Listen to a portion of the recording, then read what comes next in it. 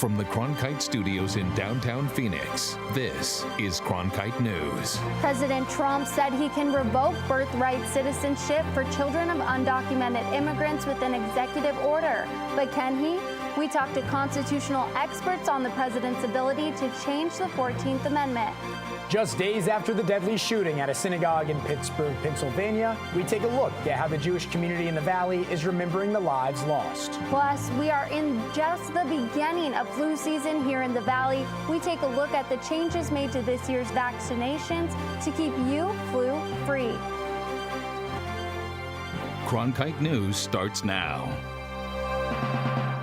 Good evening and welcome to Cronkite News on Arizona PBS. I'm Jordan Daphnis. And I'm Matt Lively. Thank you for joining us tonight. We're tracking the latest in another political firestorm over immigration and naturalization. President Donald Trump said he is considering signing an executive order that would end birthright citizenship in the U.S., a right guaranteed under the 14th Amendment of the Constitution. Some legal scholars believe you can get rid of birthright citizenship without changing the Constitution. With an executive order. Exactly. Right. Have you thought about that? Yes. You can definitely do it with an act of Congress, but now they're saying I can do it just with an executive order. In a new interview with Axios, President Trump also said he thinks it is ridiculous that children born in the U.S. to non-citizen parents are granted American citizenship. And he has talked with the White House counsel about going forward with the executive order. Reactions in Washington have been predictably swift and strong, with groups both opposing and praising Trump's goal of putting the brakes on birthright citizenship. Cronkite News reporter Lillian Donahue is talking with experts in the nation's capital about Trump's proposal. The president's words have yet again created a buzz here in the nation's capital. A person comes in, has a baby, and the baby is essentially a citizen of the United States for 85 years with all of those benefits. The main question is whether Trump's notion of dissolving birthright citizenship is even constitutional.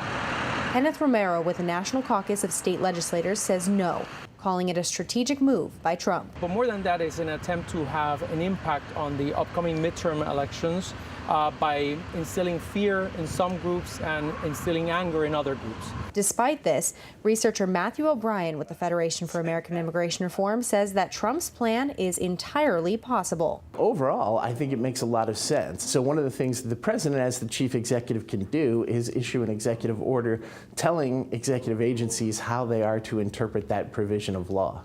Now that, of course, is subject to interpretation by the courts, but it clearly is something that falls within the power of the executive. Trump's remarks come during a tumultuous week on immigration policy, with thousands of troops heading to the border to stop a migrant caravan that the president says could, quote, infest the United States. The Migration Policy Institute opposes Trump's plan to weaken birthright citizenship and warns the president that reinterpreting the 14th Amendment could actually backfire.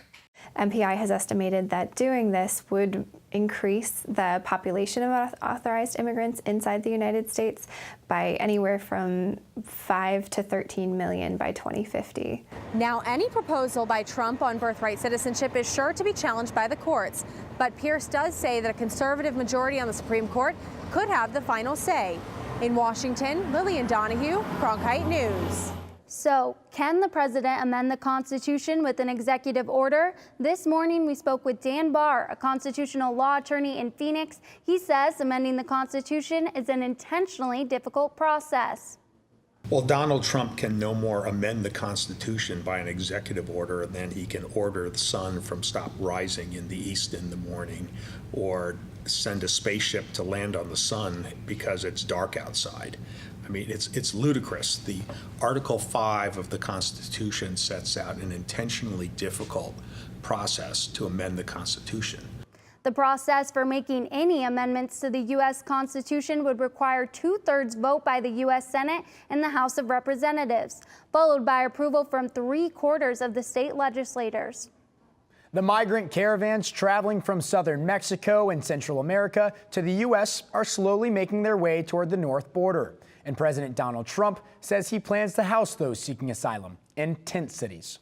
In an interview with Fox News, Trump said that if there are migrants making it to the border and apply for asylum, the U.S. plans to hold them there until their trial takes place.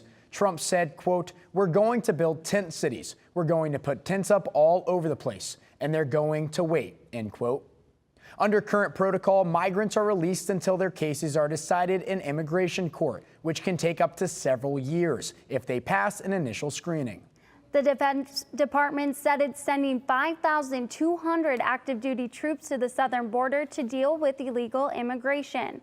The new operation is expected to run from November 5th through December 15th. The troops will support a National Guard deployment already in place in key border crossings in Arizona, Texas, and California. Air crews based in Delaware have already prepared military vehicles to deploy to the southwest for Operation Faithful Patriot. Critics claim Trump is creating a crisis around recent immigrant activity, making a political gain for Republicans. Tomorrow is the last day you can send in a ballot by mail to vote early in the 2018 midterm election. Cronkite News is giving you a daily tally on early voting in the state. And as of today, more than 1 million ballots have already been processed by the Secretary of State's office. That's 50% of the ballots expected to be received in the entire election. According to the latest report, nearly 1.1 million Arizona voters have cast their ballots already. About 43% of those early ballots were registered Republicans, about 33% were registered Democrats, and nearly 23% of the ballots were designated independent or other. The state also releases these maps of ballot returns by precinct to help you visualize how the votes are being sent in according to ballot registration. The deeper red areas represent more GOP ballots and deeper blue represent more Democrat ballots. Other statistics pointed out by a top state analyst today: women early voters hold a slightly majority over men, and the average age of early voters has dropped to about 61 years old, down from 64 at this point last week. You can also use the Arizona.vote website to check if your early ballot has been received, verified, and processed. On the site, you can click Check Ballot Status, then enter your name, birth date, and voter ID or driver license to see when and if your ballot has been accepted. Early ballot drop-off centers are also open around the state if you'd still like to cast your ballot before election. If you want more facts related to our key Arizona midterm races and initiatives, our Cronkite News team has you covered. We have a special section on our website dedicated to election 2018. Our team compiled candidate profiles and in-depth reports on propositions to help you make informed decisions on your ballot. You can check it out at cronkitenews.azpbs.org. President Trump and the First Lady headed to Pittsburgh today to pay their respects to the 11 people who were killed in the synagogue shooting that took place this weekend. Funeral services for 3 victims are being held today at the Tree of Life Synagogue. The White House invited top congressional officials to accompany the president, but all declined. Trump, the First Lady Ivanka Trump, and Jared Kushner will visit a hospital where the wounded are recovering. I turn to all of our elected leaders because hate doesn't know a political party. Hate is not blue, hate is not red, hate is not purple. Hate is in all. I turn to them to say, tone down the hate, speak words of love, speak words of decency and of respect. When that message comes loud and clear, Americans will hear that, and we can begin to change the tenor of our country. Rabbi Myers said Trump is always welcome to the Tree of Life Synagogue. Here in the Valley, there were multiple vigils held last night in honor of the Pittsburgh victims. One of them was organized by several synagogues. Cronkite News reporter Edgardo Lozoya was there. The service of hope, healing, and peace for the victims who died inside the Tree of Life Synagogue was highly emotional. Despite the thousands of miles between Arizona and Pennsylvania, those who attended last night say they stand side by side with the Pittsburgh community.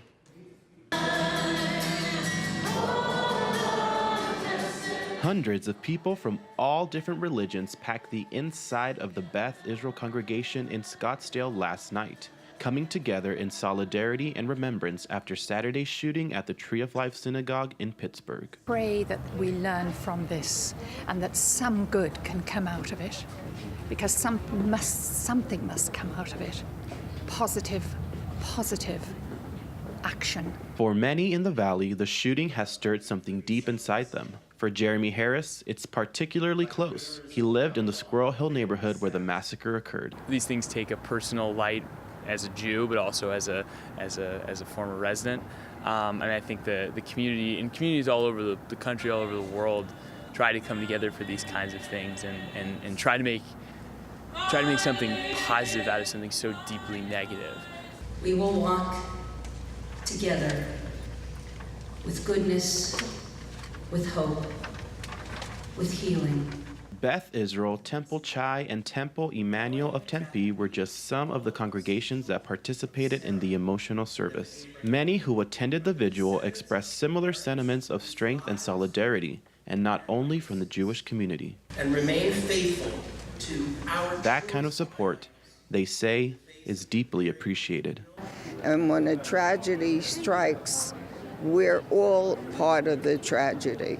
And these people that came of different faiths just gave me a terrific feeling. And everybody that spoke moved my heart. And I feel a sense of community and joy for the world. And that's what we need. We really need it desperately. There are still more opportunities to honor the Pittsburgh victims here in the Valley. 2 separate interfaith vigils are scheduled for tonight, one at the Ina Levine Jewish Community Campus in Scottsdale at 6:30 p.m., and another at the Cutler Plotkin Jewish Heritage Center in Phoenix beginning at 7. In the Broadcast Center, Edgardo Lozoya, Cronkite News. October is Domestic Violence Awareness Month. Coming up on Cronkite News, how different organizations are showing support for survivors of violence this month. Plus, we take you to the state's first and only specifically for students on the autism spectrum. I'm Judy Woodruff, anchor and managing editor of the PBS NewsHour. The journalists of tomorrow face a fast-changing media landscape, but quality news remains vitally important to our communities, our country, and our world. At ASU's Walter Cronkite School of Journalism and Mass Communication, students learn solid, reliable reporting, holding the powerful accountable, and rebuilding the public's trust. The Cronkite School and Arizona PBS, preparing the next generation for a stronger future of journalism. A t-shirt is much more than a piece of clothing for dozens of Arizona residents who are honoring survivors of violence. Cronkite News reporter Samantha Lomibao went to an event to help men, women, and children who are working to heal. This big event where we hang up t-shirts that show support for domestic violence victims and as well as preventing violence in the first place. The Clothesline Project at Arizona State University brings together victims and advocates who want to bring awareness to issues of violence. More than 2,000 t-shirts were displayed, with more to come. And we invite anybody who's willing to decorate a shirt to come and decorate a shirt. We have markers and paints for them to decorate as well. And then we allow them to take a couple of clothespins and go and hang it up wherever they feel like they want to. The organizer of the event, Alicia Dufree, said she was a victim of violence. I'm a survivor of both sexual and domestic violence. When Dufree was a sophomore at a college in Oregon, she was attacked on her way back from the grocery store. I walked home through a neighborhood and I was assaulted on the way home. Dufree escaped and was helped by a stranger who called the police. The police came, they took a report, but there was no investigation and they just dropped me off at my dorm room. There was no resources, there wasn't anything provided. And I want to make sure that that experience doesn't happen to any ASU student or any student from here on out.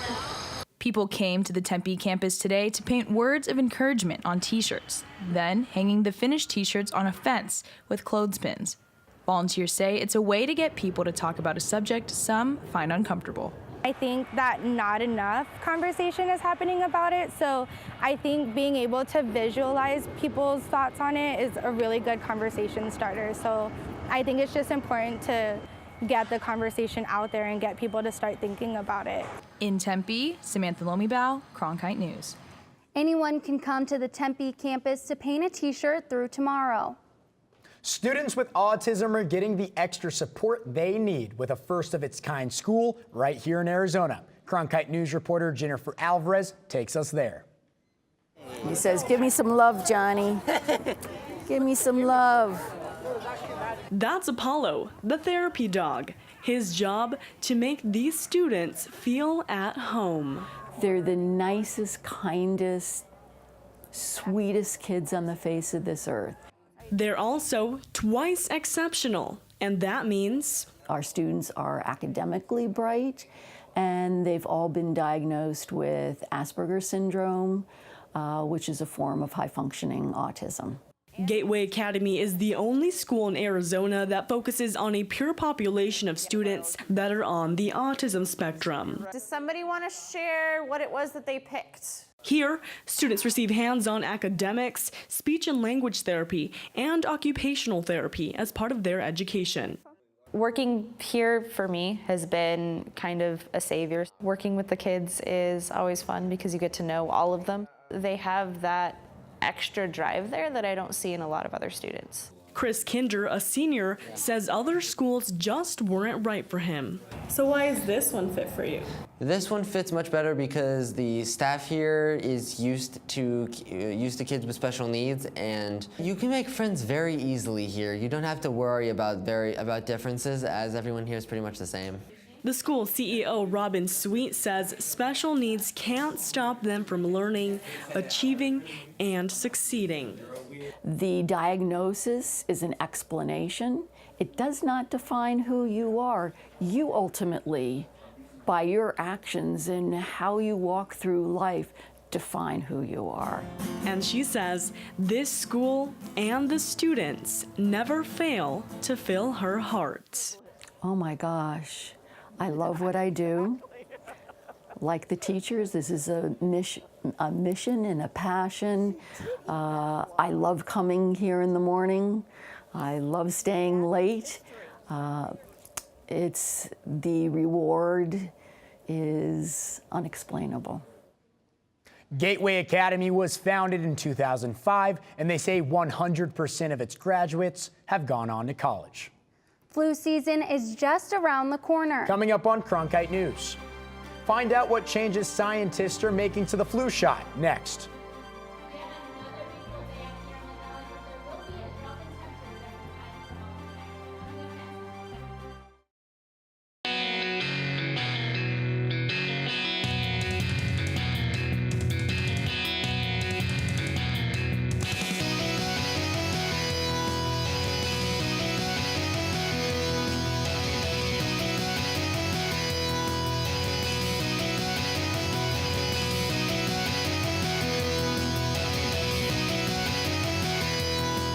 Cronkite News, weeknights at 5 on Arizona PBS.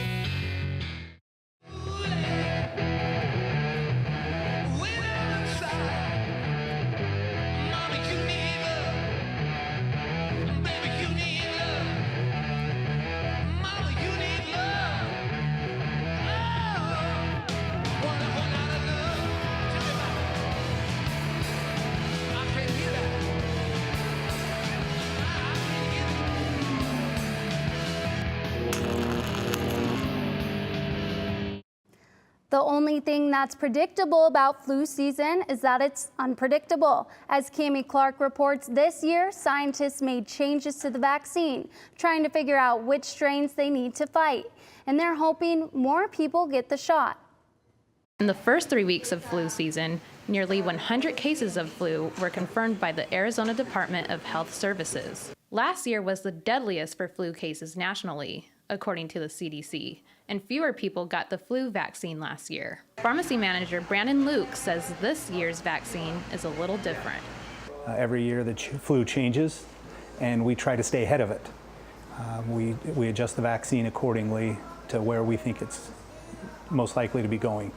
So this year we've updated it for the 2018 flu season so that we can have the right defense against the right bug. And those modifications help increase the effectiveness of the flu shot, according to Chief Nurse Practitioner Tammy Ostrowski. We predict what is coming, and we try to predict what vaccines are going to be the most effective. The flu vaccine does adjust and change every single year, so matching that to what the prediction is what's best. During last year's flu season, Arizona was ranked lower than the national percentage of flu vaccination coverage among adults at about 35%. According to the Centers of Disease Control and Prevention. So every year we work really hard to get vaccine numbers up. And the reason that we do that is so that we have some additional immunity. So there are people who cannot get flu vaccines. Either they're immune compromised, they have an actual true allergy to the vaccine. So we want to protect all of the people that we can. And costs shouldn't be a barrier to getting vaccinated. Really, at this point, it's about education. Most everybody is covered if they'll just ask. It's not, we're trying to make cost not an issue. There's programs, there are a lot of different ways for people to get the flu shot. Your best shot at preventing the flu is getting your flu shot, and it's also your best shot at staying out of the pharmacy. In Phoenix, Cammie Clark, Cronkite News. It takes about 2 weeks after the vaccination before it's fully effective. The CDC recommends that people get a flu vaccine by the end of October. Jordan, speaking of the end of October, it looks like tomorrow evening's going to be really nice for the trick-or-treaters out there. Alexis, what is it going to feel like for trick-or-treaters?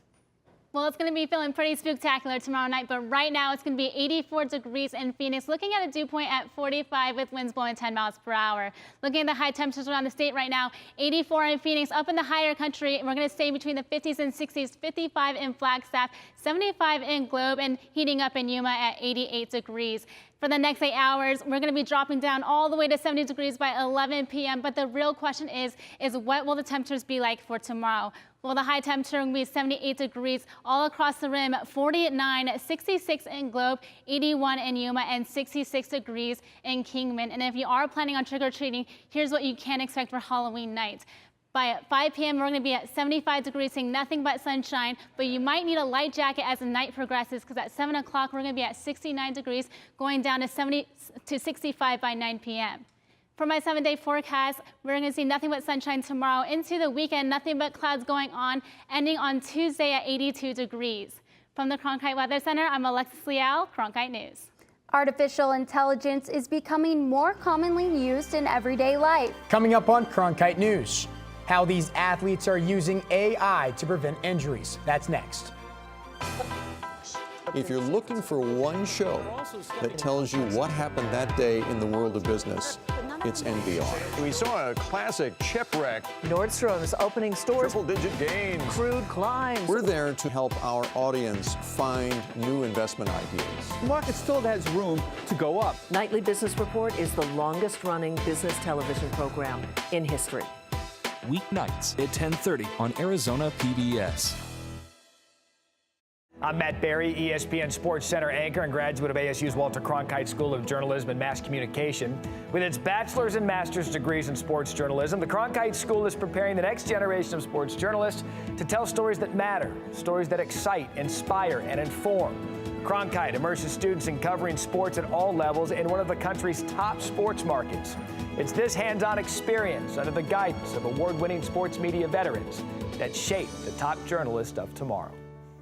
Millions of people die every year from drinking dirty water. I would never have felt I had the ability to do something without ASU pushing me. We built filtration systems out of local materials with the people. To see those kids drink clean water for the first time, it's the most rewarding feeling that you can ever have. I went to ASU because I wanted to change the world. The thing I never would have expected is how the world would have changed me. Artificial intelligence is finding its way into, well, just about every aspect of everyday life. And now a team working with ASU's Fulton School of Engineering is planning on making it a part of athletes' daily routine. Bailey O'Carroll takes us inside the lab. Artificial intelligence, data analysis, plus athletes. An equation that could quite possibly eliminate many injury issues in sports. Artificial intelligence systems, in a sense that how to enable an intelligent agent to perceive its surrounding world, make sense out of it, and be able to make decisions in a much more informed fashion. Joe Young and his team want to revolutionize injury prevention through tracking athletes' movements. The technology is out there, but it's only available to athletes on the pro level or to those willing to shell out a fair amount of cash. This technology isn't normally tapped into until an athlete becomes a pro.